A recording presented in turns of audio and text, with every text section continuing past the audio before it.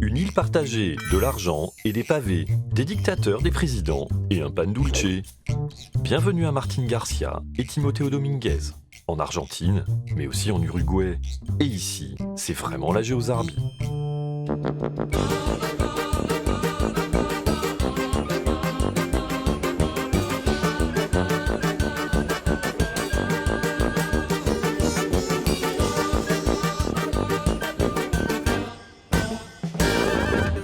Une île pour deux.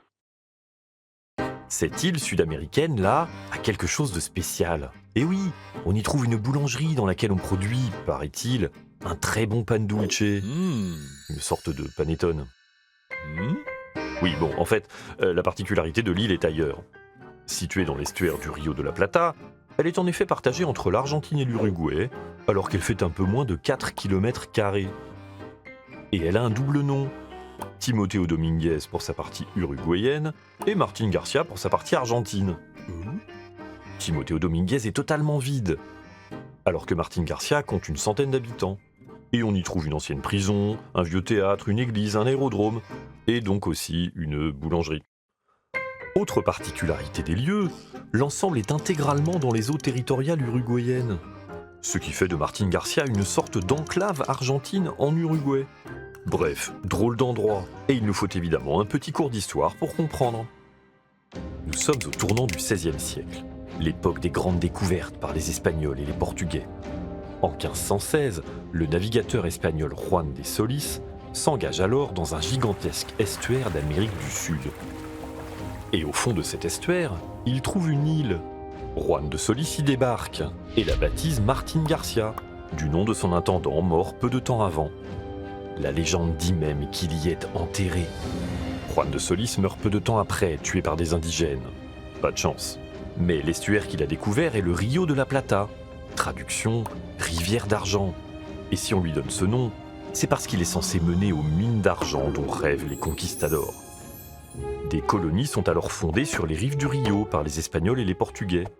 Et ces derniers s'emparent de Martin Garcia en 1731. Mais en 1776, Charles III d'Espagne crée la vice-royauté du Rio de la Plata, avec comme capitale Buenos Aires.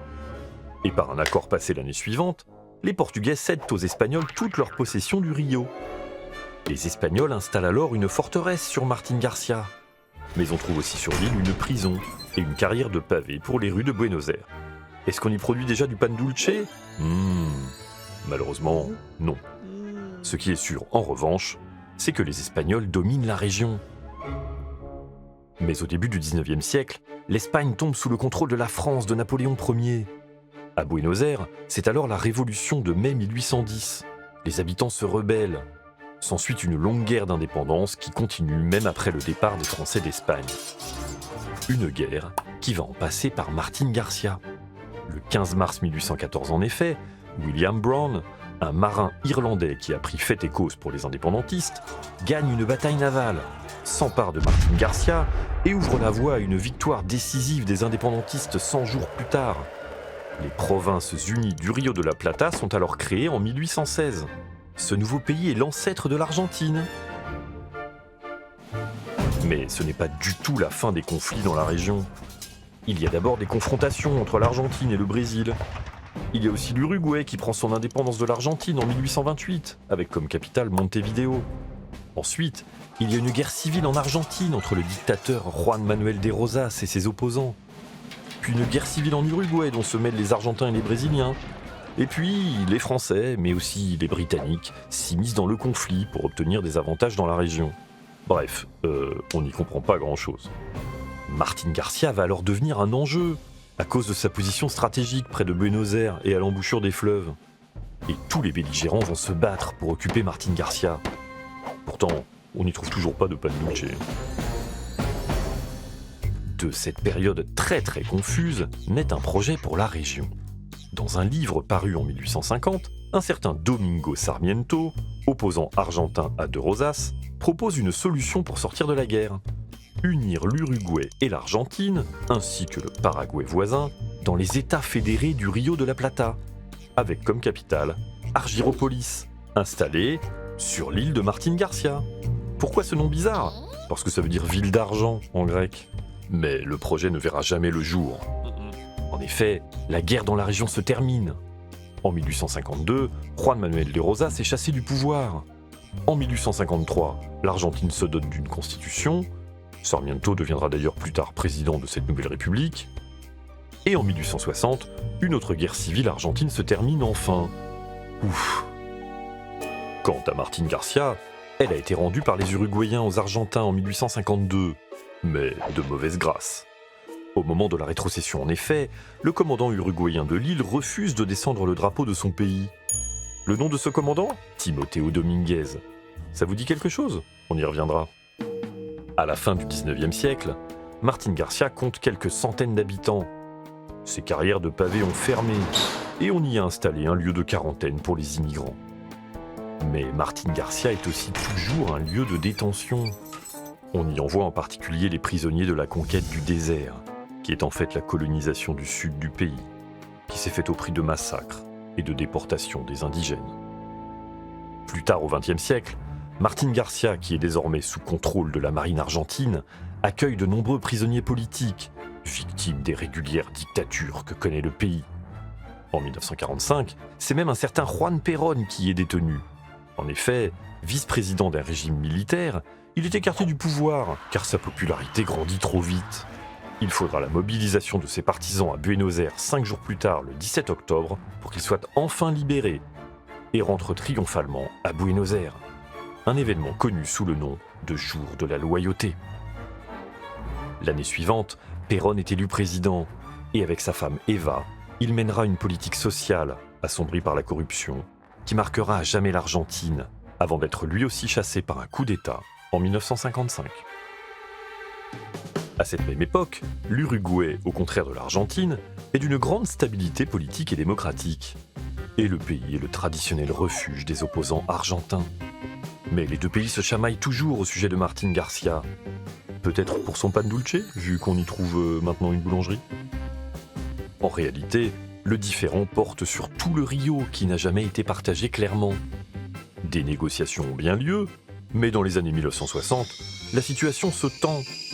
En effet, un îlot sablonneux est apparu près de Martín García, et les Uruguayens se le sont appropriés en le nommant Timoteo Dominguez. Oui, c'est bien ça, le nom du commandant qui refusa de descendre le drapeau de l'Uruguay à Martín García. Et lorsque les Uruguayens autorisent la recherche de pétrole dans le Rio en janvier 1969, les Argentins réagissent en envoyant leur armée occuper momentanément Timoteo Dominguez. Et en 1973, l'Uruguay, jusque-là si stable, connaît à son tour un coup d'État. Juan Perón, revenu d'exil et réélu président la même année en Argentine, va alors resserrer les liens avec les Uruguayens. Le 19 novembre 1973, il se déplace en personne à Montevideo pour accompagner la signature du traité du Rio de la Plata et de son front maritime. Un traité qui prévoit que chacun aura des eaux territoriales et que le reste du Rio sera géré par les deux pays au sein d'une commission administrative du Rio de la Plata, basée à Martín García. Le traité confirme aussi que Timoteo Dominguez est uruguayenne et que Martín García est argentine. Et comme cette dernière se trouve désormais dans les eaux territoriales de l'Uruguay, les Argentins s'engagent à la démilitariser et à en faire une réserve naturelle. C'est la fin du conflit pour le Rio. Mais en 1976, l'Argentine retrouve la dictature, la pire de son histoire. Dans les années qui suivent, 15 000 personnes sont exécutées et 30 000 disparaissent. Quant à l'Uruguay, il connaît lui aussi une période sombre d'assassinats et de disparitions. Heureusement, l'Argentine et l'Uruguay retrouvent la démocratie en 1983 et 1984. Et à la même époque, Timoteo Dominguez, qui s'est encore agrandi, fusionne avec Martín García et de nouveaux îlots apparaissent.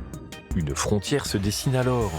D'une longueur d'à peu près 2,5 km, elle est aujourd'hui l'unique frontière sur terre ferme entre l'Argentine et l'Uruguay. Et c'est donc parce qu'elle est trop jeune et sablonneuse qu'il n'y a personne sur Timoteo Dominguez. Au contraire de Martín García, dont l'histoire suit celle de l'Argentine sur 5 siècles. Pour cette raison, l'île a d'ailleurs été déclarée monument national argentin. Et on y trouve partout les traces des événements qui ont fait l'Argentine, mais aussi les signes des liens avec l'Uruguay. Le bâtiment de la Commission du Rio de la Plata, bien sûr, géré par les deux pays. Ainsi que ce parc, inauguré en 1979, qui honore les héros communs de l'Argentine et de l'Uruguay. Martin Garcia et Timoteo Dominguez ne sont donc pas une seule île, mais bien deux, qui ont été liés par le Rio de la Plata, comme l'ont toujours été l'Argentine et l'Uruguay. Et dans la boulangerie sur place, il paraît qu'on fait un délicieux pan dulce.